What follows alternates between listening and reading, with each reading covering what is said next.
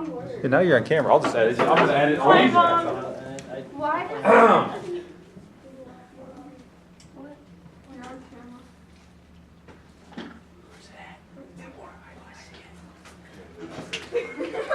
Yeah, that's fine. Because when Sophie's gonna get you. Thank you. I can't believe you would bring that in here. Wait, you're eating candy. It's his Really, Anthony? Really? That's an argument you're gonna lose. Let me. He's gonna take even more away from you guys. Well, she was like, No. talking about how I did It's something. just water. And you got brought up. And You know people in Africa? a lot of weight. You're being racist right now. That's what you're doing. You're being racist. She doesn't have to do this, and now she can. You're gonna be the first, huh? I'll be the last. Start with that one. I got a 4-bag. No, I got a 4-bag. I don't think I know what cares. I Have got to be fair, didn't Dana do it, right, Dana? What? That evaporated. I used to have a I 6-bag. Oh, yeah. Not anymore. I have 6 bags. People don't have 6 bags. Hold on, you gave Dana's back to her because No, actually. couldn't just say No. mine. I dumped hers out and I gave her the water bottle. You know, Oh, but You yeah. didn't realize I dumped it out? I did. I was like, I don't remember drinking yeah, like, this. those are the only ones that are so skinny. Women. I came back and I was like, I don't remember drinking. I used to Oh, that's funny. I'm sorry. I'm gonna go throw it away anyway. Okay, so I've got papers to hand back. Really? Is Rodrigo not here? You can hand back if you want to. If you tell her no, she'll hate you. Shut up. I'm sure he does. I do hear something. I don't hear anything. You hear All right, these are your quizzes from yesterday. something? This is what? Just because. Where's the camera Don't worry about it. Oh! I don't like that. Jesus, those big hoppers were at? So you're saying if I disrupt the class, then it's going I'll to edit you out. it's going to be the professor, right? This is not the only class I'm recording. You gave me. You're making a short film. I didn't give you a 12 out of 15. You earned a 12 out of I 15. did? Yeah. I got better than her. Let it down, come on in. Hey. Is Sam here? No. No, he's not. I'm sorry. Thank you. What was the answer to those? Which one did I do? Any questions about the quiz? No. Sure. 'Cause remember, you might see these questions again on the final. Oh, see. Should we keep these on? So it'd be good to study. But, No, I should pick the one And that I then got. tomorrow, remember, we're going The to one. move into chapter 20 on Friday. We're taking Uh, notes today, Tim? Yeah, we're doing 19, 2 and 3, yes. 19, 2 and 3 notes today. Then you'll have the 19, 2 and 3 quiz tomorrow. And then we'll start talking about chapter 20 on Friday. And then, remember, chapter 20 is going to be the one you're gonna do your projects on, the topics we cover in chapter 20. Okay. Yeah. The projects are gonna be done over like a few weeks after the chapter ends. Okay, we're not gonna do them right away. You have some time. Give up. Okay. I got it. It clicked that time. What are you gonna do with it? I can see now. Okay. I can see now. Try to hit Dana. I know, I'm so happy. Could arrange that. You need this one, Scott? Remember to read through the section again tonight, please. Read through the section again tonight. Section 2, section 3, so we're gonna have a quiz tomorrow. Can you guys get the first light there, would you, please? Thank you. Prove to me that you're better than That me. way or the other way? That's good, thank you. Prove to me that you're better than me. Okay, Thomas.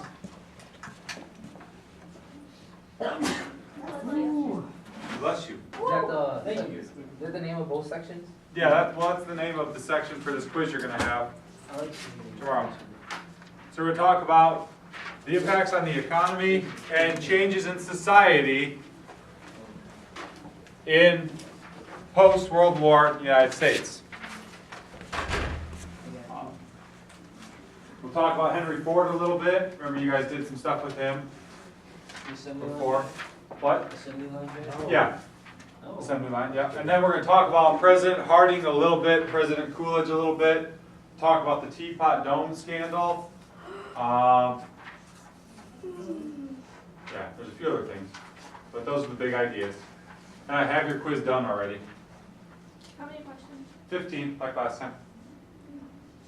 Are they both short sections? Is that why? Yeah, and there's just some ideas that start, remember they refer to this time period as the Roaring '20s because people were buying things, there were more mass-produced goods for individuals. But we're gonna actually move into the Roaring '20s chapter next. So we're just kind of get some of the main ideas from this chapter to help kind of catapult us into the actual Yeah. era we're moving to. Anthony, yes? Alright, so I'm currently in humanities as well, and I thought the Roaring '20s had to do with like blues and stuff. Well, that's what we're gonna talk about. It does. It does? Yeah, there's music, there's political movements, everything. And that's what I'm saying, like your projects, that's gonna be kind of an interesting period for you guys to pick a topic because there's so many things going on. You can find something that interests you, and I wanna kind of see you maybe show me how things have changed in the last 100 years, basically, from the 1920s to now. Yeah, I didn't want to get those two classes mixed up. No, but yeah, So it's the same. we're gonna start talking about jazz, the Harlem Renaissance, Yeah. urbanization, things like that. All right, so I put both of the learning goals up there for you guys from the two sections. The first one is describe the technological developments during the 1920s and their impact on rural and urban America. And the last one is give examples of support shifting to big business during the post-war period between World War I and the Great Depression. So they're talking about the impact on rural and urban America. What two areas are they focusing on? What's urban America? Where is that? The cities. The cities, Chicago, that's an example, good. Dolly, what about rural America? Other class. No. Where do I live, Tammy? Country. New country. Rensselaer, right? Something like that. Oh wait, what did you say, Dana? Not really.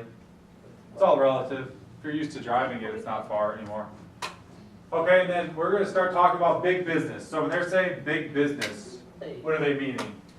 What do they mean by big business? Industries, companies, and this movement with capitalism again, right? So we're gonna see reform and policies that change or help promote big business, okay? Yes, sir. So Henry Ford and industry. Remember, you guys talked about the Model T with Mr. Wolf, probably, during progressivism? Yep. So Henry Ford starts to use science to figure out how to get the most production out of his workers. They start timing things, start monitoring production, and figuring out little tweaks and changes they can make to increase the amount of goods they're able to turn out. Why would he want to increase the amount of goods he can turn out? To increase profit, right. And also, if he can create these goods faster, Sam, can he reduce price on these goods? Yes. If it doesn't take you as long to make a good, right, or as many resources, you can increase or decrease the price.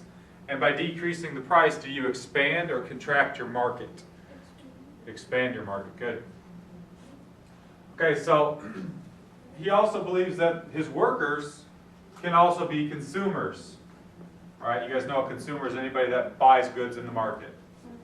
So he raises their wages to $5 a day. That's really good then, right? Yeah. And then you guys, Anthony, you mentioned the assembly line.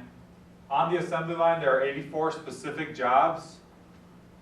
They originally, in 1908, they produced a car about every hour and a half. Is that good? Yeah, that's pretty good. To produce a whole car in about every hour and a half, that's really good. Hour and a half, something Yeah. like that? And then by the 1920s, a car was rolling off the assembly line finished every minute. Did it really happen like that? Did it really happen like that? Yeah. Yeah. It doesn't seem What like, was it? That doesn't mean that the car would start and at the end it would be done in a minute. It means that they would start, you're going to see a picture here in a second, at the end of the assembly line. But every minute, they were able to get a car off of the assembly line that was ready to be sold.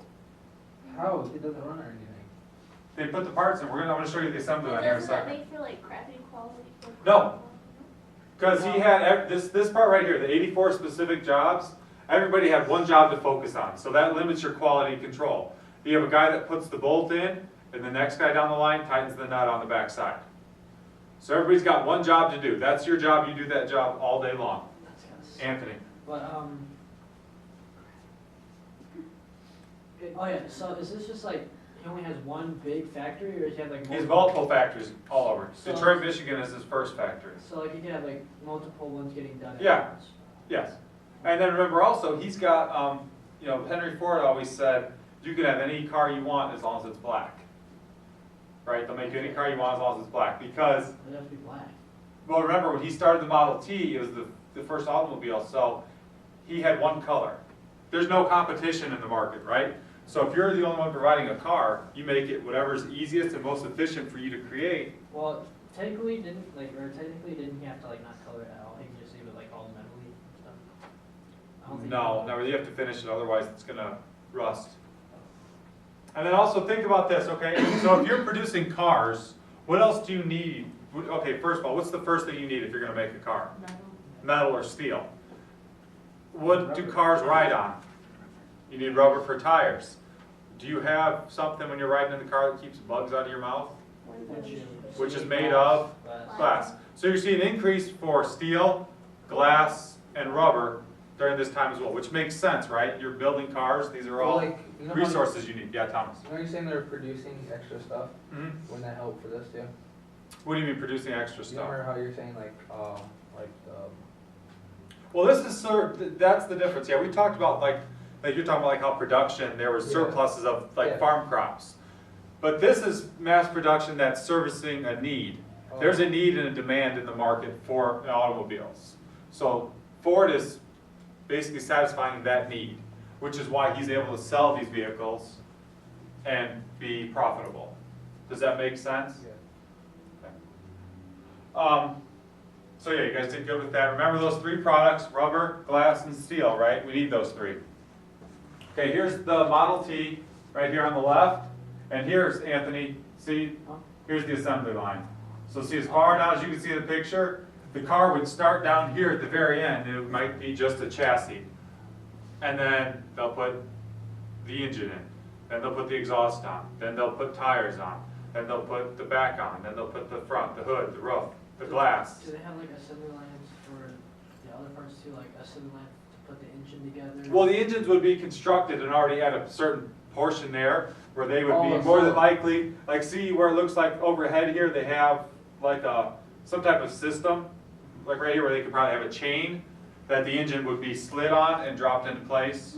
Because you're not gonna have guys just picking up these engines and So dropping they had them. like all the main stuff prepared, but just Yeah. put together. And they were putting things together Oh, on the that- assembly that line. makes sense. Yeah. So that was their goal. So everything's already made, they're just putting it. Well, they have to make the other stuff, yeah, but You know they're. how you buy a bike, whatever, you have to put it together yourself like that. Yeah, it'd be like if we took the classroom and we were gonna make something, and I gave each of you one job. In the beginning, it'd take us a little time to get rolling, but once you knew exactly what your job was, Keep flowing. it would just keep flowing. You would just keep putting your part on and waiting for the next part, the next one to come down, put your part on, same thing. You're just gonna keep flowing. That's the thing, like, yeah, it seems easy, but. You're saying you day get after bored? Day after day, just doing. But, I mean, look at it. I mean, does this look like a bad factory to work in? Well, no, Compared to it's- some of the stuff we looked at from the last Like chapters? more space. More space, I it mean, looks do you see clean to me. rats? I mean, it looks well lit. It looks like it's probably got, I mean, these guys look like they're not all bundled up, right? So it probably has some type of temperature control. Well, plus it's probably gonna be hot without the. Yeah, and you're also gonna see the beginning of something called welfare capitalism we're gonna talk about in a second. It's where industries basically give their workers extra incentive to avoid labor unions. Because why wouldn't you want a labor union poking around in your business? Why wouldn't you want your workers to organize in a union? I guess. They don't strike. Well, you remember about communism, one, they don't go on strike, right? When they mess up the line too. Or what if they say, hey, Dave over here has been working on tires for the last year. He'd like to be an engine guy. It'll take time for him to learn it. Yeah, so you see what I'm saying? That's what the union's gonna do. The union's gonna support the workers and negotiate and create conflict that they don't wanna have to deal with. So you're gonna see what Ford does here in a second, and other companies do it as well. Okay, so the effects on the industry. Anthony, this is kind of what we were talking about here with competitors start to emerge. GM and Chrysler, they provide more options. different models and different colors. So what do you think Ford is gonna have to do? Colors or create something that they can. He's gotta start doing the same thing, right? He's gotta start with giving the consumers more options, different models and different colors. Did he sell to other countries or no? Yeah, He did. I thought China was the one that had the first car. China was the one that had the first car. Yeah. Maybe like first motorized buggy or something, but I don't know about, like enclosed automobile. Henry Ford with the Model T was the first enclosed automobile. So assembly lines are also used to produce other goods during this time, right? It makes sense that if it works for automobiles, why couldn't you do it with refrigerators, radios, washing machines, things of that nature, right? Anthony? Okay, we can't be the only nation making cell phones and blah, blah, blah. Like, we can't be the only ones inventing this stuff. Like, We're not. Remember We're when? not, but this is remember- US yeah. history. Yeah, remember when Europeans came here originally, we wanted Western Europeans because they had technology and they had innovation, things that they were doing in Europe. That's why we wanted Western Europeans in the United States, so they can invent stuff. so they could bring their What about, knowledge. like China and stuff, like how do we know they didn't make the first cell phone for that? They probably did. So why are we taking credit for it? We're not taking credit for it. I Whoever thought he was said the it. first person in the United States. No. We're just talking about Henry Ford right now in America, U.S. history. Alright, I was just curious. No, I don't know exactly who made the first cell phone, but I'm not telling you it's someone in It America. just seems to me like we're trying to, like, you know, say that we're making all this crap and like other people. No, but there are things that we make, you know, and we're gonna talk about them, and it makes things easier at home, and you're gonna see how that affects society for women especially. Because remember, this time period, you know, women have very defined roles, right? It's not my belief, don't you ladies attack me, I'm just telling you, it's what it was. I wash my own clothes, I vacuum, I cook dinner, I do all that stuff. Okay. Same here, man. So productivity rises, right? If you get down to a system based on science to create goods, it makes sense that your productivity is going to rise. And then there's the point on welfare capitalism. This is this attempt to keep labor unions out of certain businesses. Companies start to pay benefits to their employees, like retirement pensions, vacation funds, and it's done in hopes that workers would avoid unions and that they'll work for cheaper pay. Because remember, Ford already raised the pay of his workers, but he's not paying them as much as union labor is getting, but it's still more than what they were getting. Enough to where they can earn a living wage and buy the products that Ford's creating. Okay? Would they get a discount? Yeah, I'm sure he gave him some type. Originally in 1908, the Model T cost $500. By 1920, when they were making them quicker, I believe they dropped the price to about $260, $270. So it made it more affordable for all Americans, which you also see this expands into, people start expanding into rural neighborhoods, because they have cars, they're not reliable, and they have public transportation to get to and from work. Yeah. So changes in society, cars lead to motels and restaurants for travelers, right? People are gonna be on the road, they're gonna have places they wanna stay, places they need to get food from, or just take a break on the road trip. If any of you have ever been on a road trip with your family, every once in a while you just need to get out of the car, right? Yeah. Dana? So now you have this freedom to travel, which also creates the tourism industry. So you see all these things that are building just by the creation of automobiles, right? All these industries that are building and helping, creating this era they're referring to as the Roaring '20s. So if you're driving a car across the country, you're going to need gasoline as well, right? So gas stations start popping up all over so people can fill up while they're driving their new Model T. Do you have to have a gas station like over an oil thing, or can you just have? No, there's tanks. When they do a gas station, they dig out and there's giant tanks that are probably from me to the wall at least, and about, I don't know, half the size of this room around. And that's where you see the big trucks pull in there with the hoses. They connect the hoses and they fill those tanks full of fuel. And then those get pumped out into the pumps. I heard that it's best to do it when they're there, like when those big trucks are there, because that's when you're getting the best oil or whatever. They're getting buying gas. Huh? You're not buying oil from them, you're buying finished product. Gas. I think of it as the same thing. So you start seeing the growth of cities and suburbs. How would the automobile grow the cities and the suburbs? Because they expand out, They expand out, okay. for them to travel and meet people, and then. Well, and also remember, productivity too. Most businesses are gonna wanna be in the cities, right? Because it's close to ship their goods. And then the suburbs, because people have cars to drive out there now. If people have cars to drive to the suburbs and they're gonna commute into the cities to work, what do they need in the suburbs? Food. Gas Gas station. stations. What else? Homes. Homes. You have somewhere to live, right? So you see this housing boom in rural areas surrounding the city. Have you guys ever seen the Stuckey gas stations going like up and down 65 or 80, 94? Stucky. There's Stucky. one in Portage. When he created his business, what he did was he got his car and drove around the country. And he drove around the country, and when he got to a point where he wanted to stop or felt like he needed to use the restroom or get a cup of coffee or get out and stretch his legs, that's where he decided to put up one of his businesses. That was his economic plan for his business, was drive around the country. Wherever he felt like he needed to stop, that's where he put a gas station. It's a pretty good idea, right? Because it's not like we have all the computers and all the different data you can compile now to figure out where people stop, what are high traffic areas, what aren't high traffic areas. He just traveled the United States and figured out what worked best for him. And they still have them today. So it must have worked for a while at least. Okay, so new consumers are in the market. Demand for goods rises. You have refrigerators, vacuums, radios. The radios serve as the form of family entertainment as well during the time period. Families get together and listen to the news on the radios. They listen to dramas, basically people telling stories on the radio, and also comedy shows on the radio.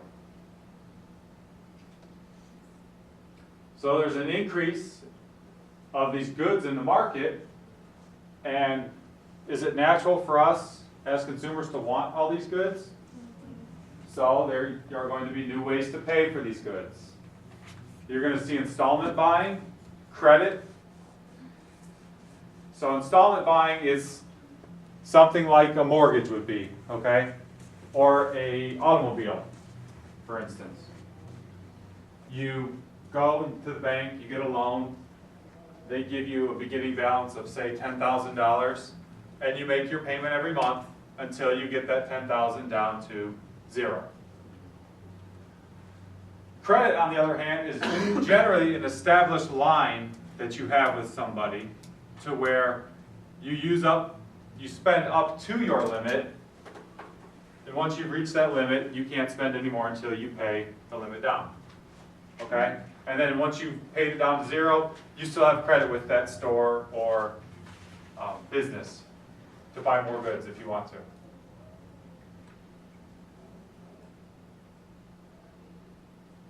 And there's this motto that why wait for tomorrow for the things you can buy today, buy with credit. It's kind of what advertising starts, right? Because you have all these new goods, so how are you going to get the information to the people? What are you going to start doing? And then you use the radios. Advertising, or using the radios too, right, Thomas? That's a form of- People are sitting around their radios at night, you're going to advertise for all these new products that are in the market. Okay, and then by the end of the decade, you see 90% of the durable goods were bought on credit, and a durable good is something that lasts generally for an extended period of time. It's not something it's not like groceries or gasoline, anything that's used up right away. We're talking about refrigerators, radios, automobiles are bought on credit. I have a seat in this class. I'm sorry. I'm just- Focus with him sometimes. I'm so Hey, happy. I'm just happy he's in the field of play. Okay, so does that make sense? You guys are good on the difference between credit and installment buying? Yes? Okay. All right, so here's just a couple of magazine covers. The one on the left, the Radio News, and the other one on the right is Time Magazine, Hey, obviously. that's Al Capone, isn't it? Yep, and we're gonna talk about him moving into Looks next like chapter. He looks like he got a little more meat on his bones now. He was always chubby. Yeah, I thought it was He skinny. ate very well. yeah, I see that. I see He's got a that. unibrow too. Go ahead and tell him that, Anthony. Oh, he's dead. Very good. Okay. So, remember, not everyone is prosperous during this time. We've talked about the farmers a couple of times. And the farmers catch a couple more blows as the decade continues. As they're faced with the decrease in demand, and they have insect infestations. They have a boll weevil problem, which is, it's a small bug, looks like a mite, and it attaches itself to the cotton plants and basically destroys the cotton plant. Like eats it? Yes. And then they also face flooding, which will be the exact opposite of what they face in the Dust Bowl coming up. So just as anything, right, we've seen in this market so far, when there's demand for something, what do producers do? They produce. They produce something to do what, Anthony? It's not for us to buy. To satisfy the demand, right? Yeah.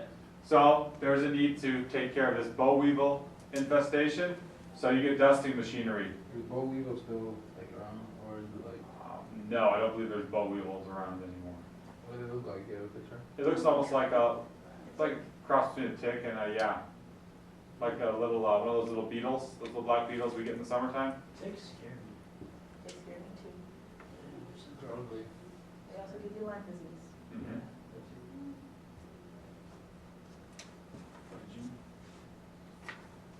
What does that say?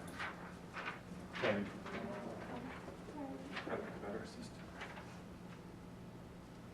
So, and we'll go back through all these again tomorrow before the quiz as well. Quiz tomorrow. Yeah, remember 19, 2 and 3 quiz will be tomorrow. He told you on Monday.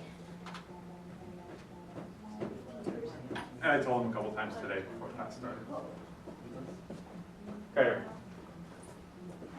So the presidents, remember I told you we just talk about the two. We're not getting in depth with either one. We need to know these, Yes, like a lot.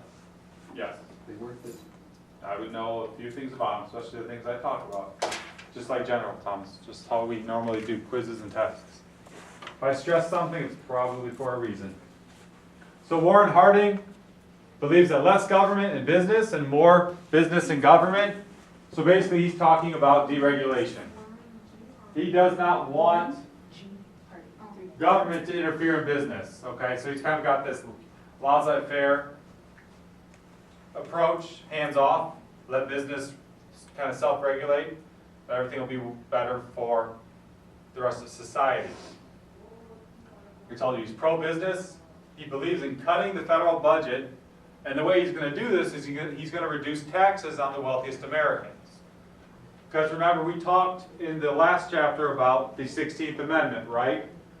Which gives Congress the right to do what? Or the federal government the right to do what? Like, it's something about impeaching, right? No? They raised the taxes on the wealthy, like 7%. Not just raise them, but it gives the government the right to tax, right? To have an income tax. And that's how the federal budget is funded, is through taxation. So if you cut taxes or reduce taxes, you're also in turn going to cut or reduce the federal budget. And this is kind of, what the idea that these two have is kind of the beginning of something we'll talk about a little bit later on, and you guys will learn about in econ next year, is this idea of trickle-down economics, which is that if you give people at the very top of industry and the top of the tax bracket tax breaks, it's going to trickle down to the other classes in society. So the idea being that if the businesses are making more money, they're going to raise employee wages or give them more benefits. If the employees have more benefits and more wages, they're going to purchase new goods. And if they purchase new goods, eventually profit and everything is going to come back to the businesses. Do you guys think that works out every time? No. No? Why not, Anthony? I don't know. This sounds like the right answer. Just sounds like the right I answer. just want the sounds for it. Well, if we're a capitalist economy, is it in the nature of a capitalist to want to spread their wealth? It is. Well, what's a capitalist, like? Capitalist would be somebody like Rockefeller, Carnegie, Like JP big- Morgan. Big owners and Yes. stuff who, like the Yes. monopoly people. Yes. Yes. So is it in, would they generally do that? No. Would they basically No, this put, is, share their benefits they with seem others? pretty selfish, but there was that one dude, Well, they all did some things for Well, public. they Don't, have I mean, I'm not done trying to make them things seem like they were completely terrible, but in general, unless it was a library or something like that, they weren't doing a whole lot. yeah, they did the library. Okay. You also see a lot of the same from Calvin Coolidge. They're both pro-business. Coolidge believes that business would provide the energy and resources to fuel America's growth. He thinks business owners are going to promote the arts and sciences, and they'll also fund charities. Similar to Harding, he also believed in lowering the taxes, which would in turn reduce the federal budget.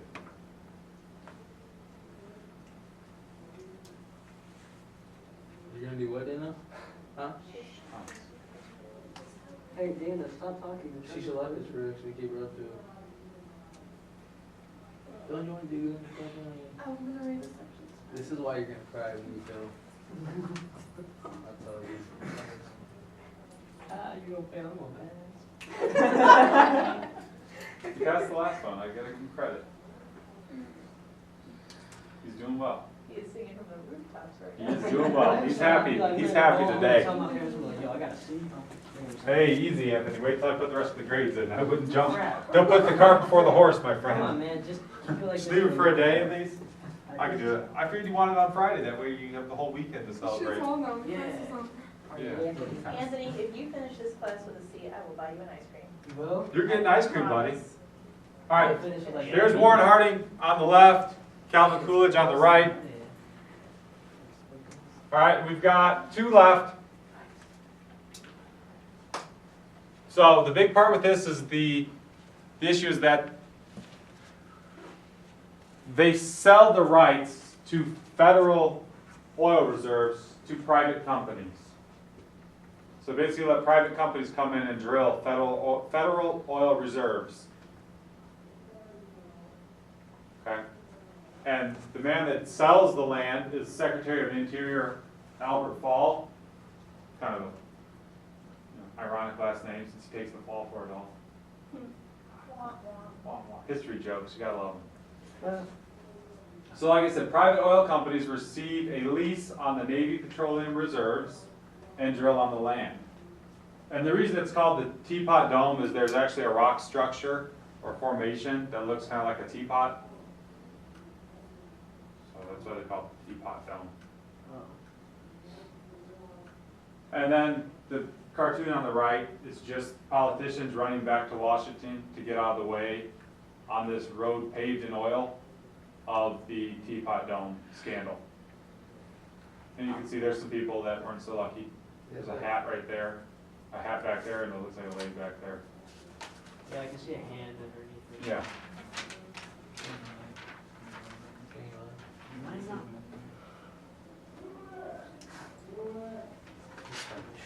Ben wouldn't have gotten this. You wouldn't have? I'm smart. So make sure you know this part right here especially, that the private oil companies are drilling on federal reserve land, or federal land, that has the federal oil reserves on it. It's kind of a problem, right? You shouldn't be able to sell federal reserves to private companies, right? Probably gonna tax him, right, for it? Well, you know, there's also, he's gotta have some type of business dealings then with these companies, right? He's getting some kickback for letting them use the land. And then this is an issue that arises for people that are opponents of Harding and Coolidge to say this is why we need more regulation in government, so things like this don't happen. Okay? Simpsons episode did that. With Teapot Dome, did it? This is a lot. Okay, the lingering effects of World War I. Remember, the European countries are in debt to the United States, right, for the goods that we provided during the war. And these countries are they in pretty good shape after the war, or are they pretty decimated? Just a minute. Pretty decimated. So it's hard for them to sell goods. One reason being that their economy is kind of in shambles. The second one being there's something that the United States imposes, which is called the Forde-Macumber tariff. And what that does is it increases the price of European goods and makes them more expensive in relation to US goods. So if their goods are more expensive, are they going to have much luck selling these goods? Is Europe going to have much luck selling these goods that they're exporting into the United States? No. So European countries go back and demand that Germany pays the reparations and pays back all these debts. Because remember, who took the blame in World War I? Germany. Or who was forced to take the blame, I should say. Germany. So the United States gets involved, and they actually lend money to Germany to help them pay the debts of the other European countries. Now they're gonna have to give us stuff, right? Yes. So it's more of a strategic move for the United States. Does anyone hate us for doing that? Does anyone hate us? Like, Probably Germany. I mean, like, Probably German. President conflicts for giving them money to help repay, or they don't care because they're getting their money. They're getting their money, and we'll deal with this here in a few years. Because the effects of our actions. Okay, so Billy Mitchell, he's a brigadier general during World War I. He wants to improve the U.S. air power. He actually puts on a demonstration where he has airplanes. He basically displays their power. He shows that they can sink a destroyer. There isn't much support for the idea of an increased Air Force at the time. Because remember, we're also reducing the size of our navies, right? Because it's after the war. Why spend all this money right now? There's no need for it. We're not in war. It doesn't look like there's war on the